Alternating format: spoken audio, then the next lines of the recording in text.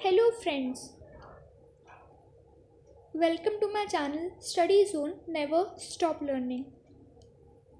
Today I am going to teach you class 10 chapter Sustainable Management of Natural Resources. So let's start from the introduction. Pollution in Ganga. The river Ganga is used as a sewage dump for more than 100 cities stretching across Uttar Pradesh, Bihar and West Bengal. जो river Ganga है वो as a sewage dump use होती है in more than 100 cities across जो stretch हो जाती है उत्तर प्रदेश, बिहार और वेस्ट बंगाल तक। Dumping of untreated sewage, excreta and chemicals from industry, जितने भी केमिकल्स होते हैं वो इंडस्ट्रीज से इंक्रीज़ कर देते हैं टॉक्सिसिटी ऑफ द वाटर, उसको टॉक्सिक कर देते हैं उस वाटर को। This make it inhabitable for the flora and fauna in the river system. ये इनहेबिटेबल कर देती है फ्लावर्स और प्लांट्स के लिए रिवर सिस्टम में। इन 1985 the gap means the Ganga action plan. 1985 में गंगा एक्शन प्लान प्रोजेक्ट था, वो इनिशियलाइज हुआ था कर्व करने के लिए जो पुअर क्वालिटी होती है वाटर ऑफ रिवर गंगा की, उसको साफ़ करने के लिए ये प्लान रखा गया था 1985 में। अब इसके 3 R's है, reduce, recycle and reuse. The 3 R's to save the environment can be performed by each individual in a society. जो 3 R's हैं इसको फॉलो कर सकता है पूरा, इससे हम लोग सेव कर सकते हैं एनवायरनमेंट को अगर हर इंडिविजुअल सोसाइटी में इसे फॉलो करे तो। रिड्यूस क्या है? Reducing our usage and wasteful habits, मतलब जो जितने हमारे वेस्टफुल हैबिट्स हैं उसको रिड्यूस करना। Example, not wasting food, turning off the switches to save electricity, repairing leaky taps, reducing the amount of water use for bathing etcetera. Reduce मतलब जितना हम लोग जो खाना खाते हैं उसे वेस्ट ना करें, और हमारे घर में जितने भी इलेक्ट्रिक स्विचेस हैं अगर यूज़ में नहीं हैं तो उन्हें टर्न ऑफ कर दें, और जो टैप्स है जो लीक करते रहते हैं उनकी रिपेयरिंग करें या करवाएं। Reducing the amount of water use for bathing, हम लोग क्या करते हैं, बाथ करने जाते हैं तो हम लोग शावर ऑन करके घंटों नहाते हैं, वो नहीं करना है हम लोग को। आप चाहो तो नहाओ शावर से, बट इतना पानी वेस्ट ना करो कि फिर पानी की कमी हो जाए। तो वही है कि आप इसमें वाटर को, जो अमाउंट ऑफ वाटर यूज़ करते हो बाथिंग के लिए, उसे आप रिड्यूस करो। रीयूज़ क्या है? Using things again instead of discarding them, उन्हीं चीज़ों को दोबारा यूज़ कर लो बजाय उनको फेंक दो, हटा दो। For example, reusing plastic utensils, जैसे कि प्लास्टिक बॉटल्स हो गई, जो आपकी कोक की बॉटल्स होती है उनको दोबारा यूज़ कर लो। Many things can not be recycled और require a lot of energy, instead we can utilize them for other purposes. बहुत सी ऐसी चीज़ें होती हैं जो हम लोग दोबारा रिसाइकिल नहीं कर जिनको हम लोग रिसाइकिल नहीं कर सकते, या फिर जिनको एनर्जी चाहिए होती है, उसके बजाय हम लोग उनको ही किसी अदर पर्पस के लिए यूज़ कर सकते हैं। Recycle, collecting discarded paper, plastic, glass और metal objects to manufacture different products rather than synthesizing them from scratch. हम लोग जितने भी पेपर, प्लास्टिक या ग्लास और मेटल होते हैं उनको फेंकने की बजाय, उनको हटाने की बजाय, रिफ्यूज़ करने की बजाय उन्हीं को हम लोग रिसाइकिल कर सकते हैं, उन्हीं से हम लोग कुछ नई चीज़ बना सकते हैं। Must have a mechanism to segregate and dispose of each type of waste separately. हमारे अंदर ये मैकेनिज्म होना चाहिए कि जितने भी ये to segregate and dispose of each type of waste separately, जितने भी टाइप के वेस्ट होते हैं उनको सेपरेटली हम लोग करें, मतलब उनको रिसाइकिल करें।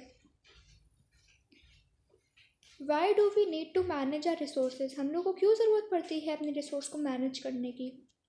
Due to the ever increasing population, जो पॉपुलेशन इंक्रीज होती जा रही है day by day, and rising demands of changing lifestyles, और जितने भी डिमांड्स होती हैं, जो डिमांड्स हमारी होती हैं उनको राइज होने की वजह से natural resources are being depleted at an alarming rate।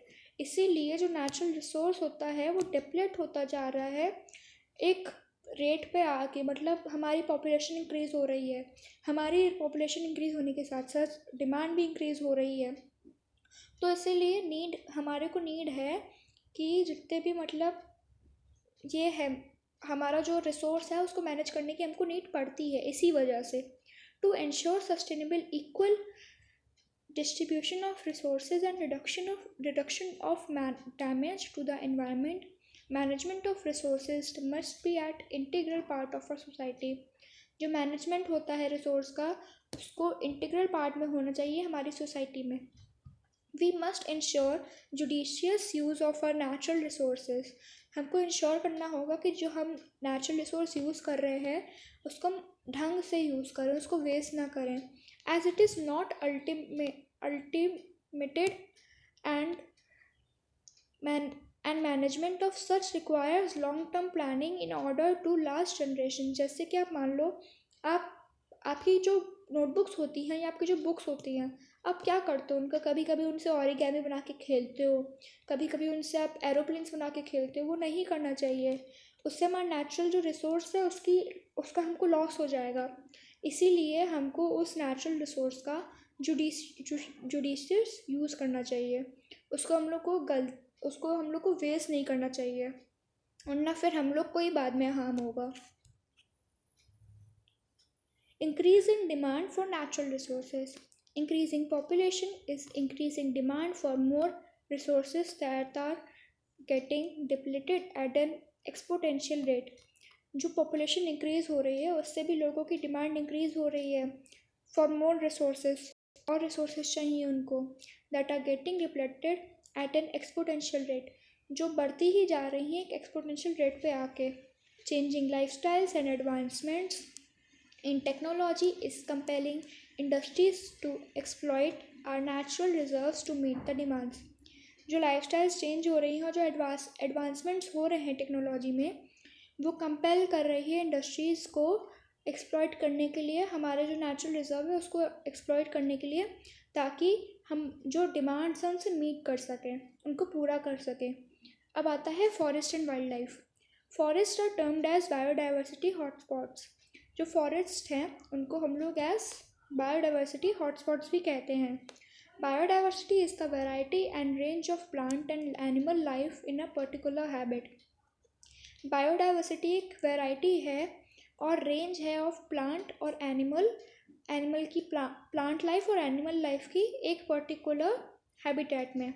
Loss of biodiversity में result in loss of ecological balance and damage to the ecosystem. अगर बायोडाइवर्सिटी की कमी हो जाएगी तो उससे में भी इकोलॉजिकल बैलेंस थोड़ा बिगड़ जाए और इकोसिस्टम में डैमेज हो जाए। Stakeholders of forest. When we consider conservation of forest, we must consider the following stakeholders।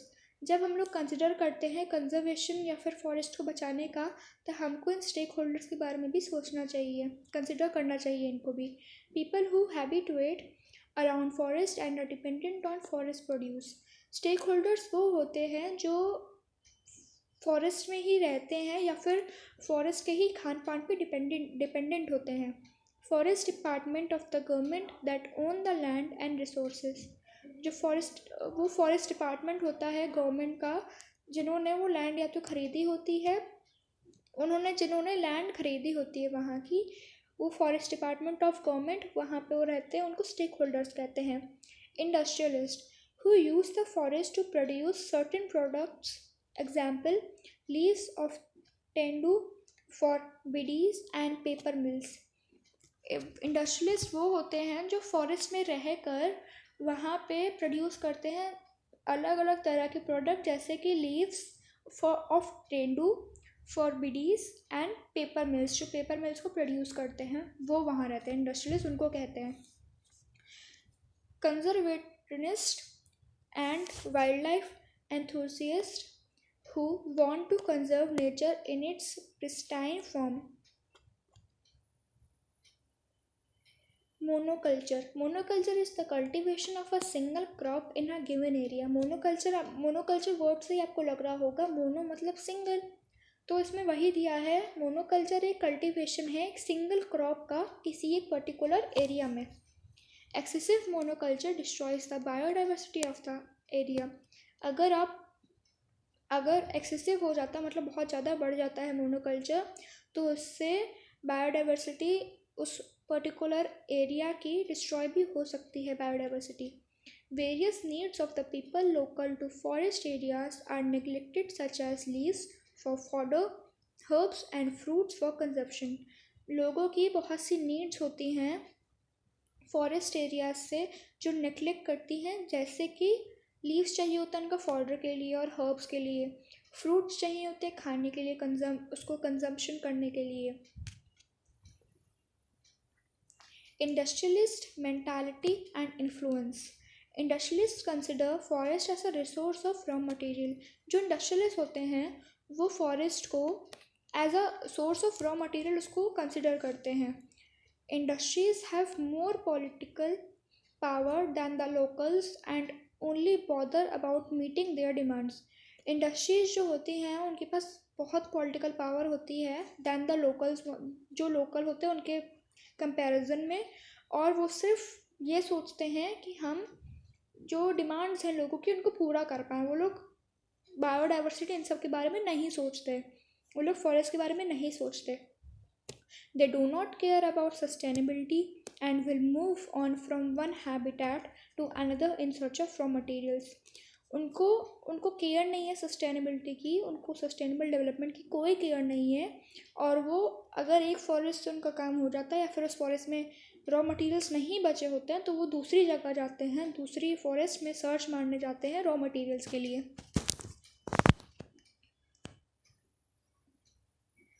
People intervention in forest. Human intervention is a necessity in the management of forest resources and landscapes.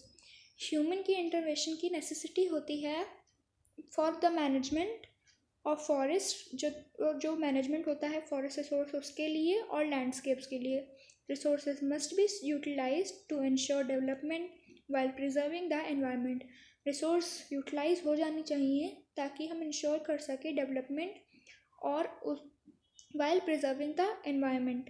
Benefits must go to the local people to ensure economic growth. जो benefits हैं वो local people तक भी जाने चाहिए ताकि इंश्योरमेंट हो सके इकोनॉमिक ग्रोथ की और कंजर्वेशन हो सके, इन साइमल्टेनियसली कंजर्वेशन हो सके। Example, Bishnoi community in Rajasthan for saving khejri trees in Jodhpur Rajasthan. एक बिश्नोई कम्युनिटी है राजस्थान में जो खेजड़ी ट्रीज को सेव करती है, वो जोधपुर राजस्थान में है, ये एग्जाम्पल है उसका। Damage to forest and wild life. Excessive and lawless utilization of forest will deplete the resources quicker than they can be restored, destroys the ecological balance and may damage the habitats for various species of flora and fauna. अब आता है sustainable development. Sustainable development needs all stakeholders of forest resources to be satisfied. जो sustainable development होता है उससे जो stake holders होते हैं, मतलब जो फॉरेस्ट पे डिपेंडेंट होते हैं, उनको उनके सेटिस्फैक्शन की बहुत ज़रूरत होती है। In reality industries use forest eight rates far below the market rates which causes conflict between local dwellers and industrialist. एक रियलिटी है कि जो इंडस्ट्रीज़ होती हैं वो फॉरेस्ट को यूज़ करती हैं बहुत कम रेट्स पे जो एज मार्केट रेट्स पे होते हैं, और वो एक कॉन्फ्लिक्ट ला देती हैं लोकल ड्वेलर्स और इंडस्ट्रियलिस्ट के बीच में। यही रीज़न है कि कॉन्फ्लिक्ट्स आ जाते हैं लोकल ड्वेलर्स और इंडस्ट्रियलिस्ट के बीच। चिपको मूवमेंट। द चिपको आंदोलन हक the trees movement is one such case of conflict between the industrialist and the local dwellers in the 1970s। चिपको आंदोलन हुआ था 1970s में between the industrialist and local dwellers. क्यों हुआ था? वही जो मैंने आपको रीज़न अभी पीछे बताया, उसी कारण से, रेट्स हाई एंड लो की वजह से ये चिपको आंदोलन हुआ। Chipko movement originated in Reni Garhwal high up in the high Himalayas. ये हुआ था, चिपको मूवमेंट हुआ था रेनी गरवाल में, जो हिमालयस में है ऊपर साइड पे.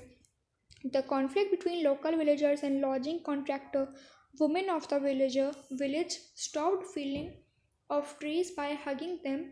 Contractor had to reverse the action. Conflict हुआ था local leaders और logging contractors के बीच. वुमेन जो थी विलेज की, उन्होंने फील करना स्टॉप कर दिया था कि ट्रीज उनकी डिपेंडेंट या नीड्स हैं. Women protecting the trees by hugging them. Women ने उनको, जो औरतें थी वहाँ की, उन्होंने ट्रीज को बचाया हग करके. The movement quickly gain popularity and media attention and forced the government to rethink the management of forest resources. जो वुमेन्स ने किया था मूवमेंट, चिपको आंदोलन, उसने गवर्नमेंट को फिर से फोर्स किया सोचने के लिए कि मैनेजमेंट फॉरेस्ट रिसोर्स के बारे में गवर्नमेंट को सोचने के लिए मजबूर कर दिया. Involvement of local people is equally important in the management of forest resources. जो लोकल पीपल हैं उनका भी इन्वॉल्वमेंट इक्वली इम्पॉर्टेंट है जितना कि बाकी उन इंडस्ट्रियलिस्ट का है for the management of forest resources. Water for all. Water सबके लिए होता है. Water is a necessity for all terrestrial forms of life. Water हर तरह के वर्क के लिए, हर तरह के फॉर्म्स के लिए ज़रूरी होता है हमारी लाइफ में. In India, places having water scarcity are also the places experiences acute poverty.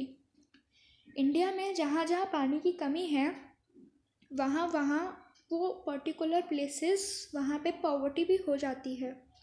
Despite the monsoon, there exists failure to retain groundwater due to loss of vegetation and release of effluents from industries. Decrease in fresh usable water due to the destruction of water table and rains and irrigation practices. Intervention of government to pursue mega projects neglected the local irrigation methods. Strict regulations on usage of stored water and building tanks, dams and canals. Strict regulations follow किए गए ताकि water, जो पानी है वो save हो सके, water की कमी ना हो. उसके लिए टैंक्स बिल्ड हुए, डैम्स बिल्ड हुए, कैनाल्स बिल्ड हुए और स्ट्रिक्ट ऑर्डर्स, रेगुलेशंस लगाए गए to store the water. Optimum cropping patterns must be followed based on water availability.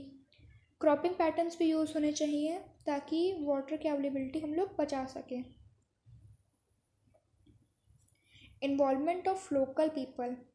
Himachal Pradesh had a canal irrigation system called Kals, where flowing stream water was diverted to man-made channels which took it to villages down the hillside. The water was used first by the village farthest from the origin of the Kal. This helped water percolate in the soil. It was made defunct after government irrigation system took over. Dams. Dams can store large amount of water and generate electricity. Dams एक ऐसा method है या फिर एक ऐसा device है जिससे large amount of water save हो सकता है, स्टोर हो सकता है और इलेक्ट्रिसिटी भी जनरेट हो जाएगी. Mismanagement of dams causes exploitation and there is no equitable distribution of this resource. अगर डैम्स का मिसमैनेजमेंट हो गया तो वो एक्सप्लॉयटेशन भी कॉज कर सकता है या फिर उसमें and there is no equitable distribution of this resource, और फिर इक्विटेबल डिस्ट्रीब्यूशन नहीं होता है इस रिसोर्स का. Criticism about large dams address. Displacement of tribals without compensation. Corruption and consumption of money without generation of benefits. मतलब dams के ही बहाने पैसे वसूल लिए जाते हैं और फिर बेनिफिट्स भी नहीं दिए जाते हैं. एनवायरमेंटल प्रॉब्लम्स लाइक डिफॉरेस्टेशन, और एनवायरमेंटल प्रॉब्लम्स भी हो जाती हैं जैसे कि डिफॉरेस्टेशन मतलब पेड़ काटना, इन सब का.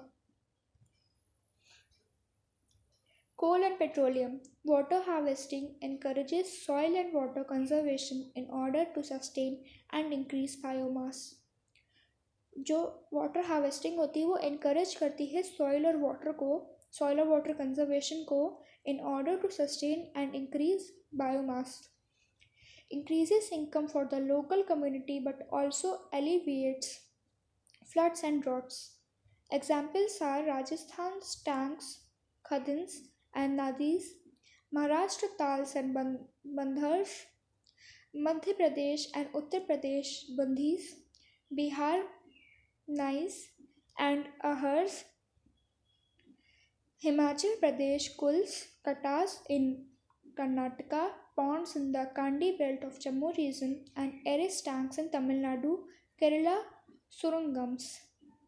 Water harvesting constructions are crescent-shaped eastern embankments, concrete check dams built in areas that are seasonally flooded. The main purpose is to recharge groundwater. इस वाटर हार्वेस्टिंग का मेन पर्पस होता है कि जो ग्राउंड वाटर है उसको रिचार्ज कर सके, मतलब उसको फुल्ली अच्छे से भर सके, फिल हो सके. ग्राउंड वाटर के एडवांटेजेस. Does not evaporate. जो ग्राउंड वाटर होता है वो एवेपोरेट नहीं होता. और रिचार्जेस वेल. जो वेल है उनको दोबारा से भर देता है. When flowing does not allow mosquitoes to breed. जब पानी बहता है तो अलाउ नहीं करता कि मॉस्किटोज हैं उनको ब्रीड करने को. Does not come in contact with human contamination. जो ह्यूमन कंटामिनेट करते हैं उससे वो मीट नहीं करता.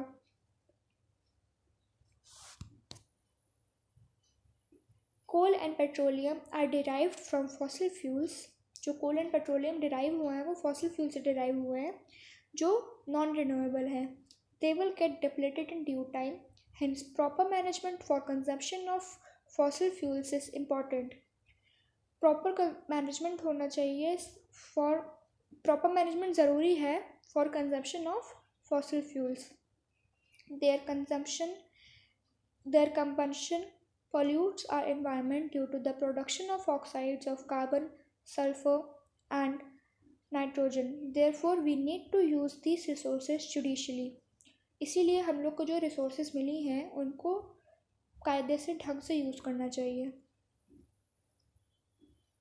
Y should fossil fuels be use judiciously. अब फॉसिल फ्यूल्स क्यों जुडिशली यूज़ होने चाहिए. Fossil fuels are formed over millions of years of degrading biomass and have a huge amount of carbon.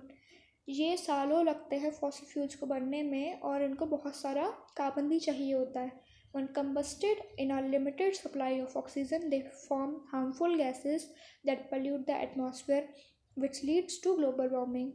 जब ये combust होते हैं तब ये harmful gas produce करते हैं जो हमारे environment, हमारे atmosphere को pollute करता है और global warming form करता है. Judicious use of fossil fuels addresses the efficiency of our machines and ensure sustainability of our resources for the future.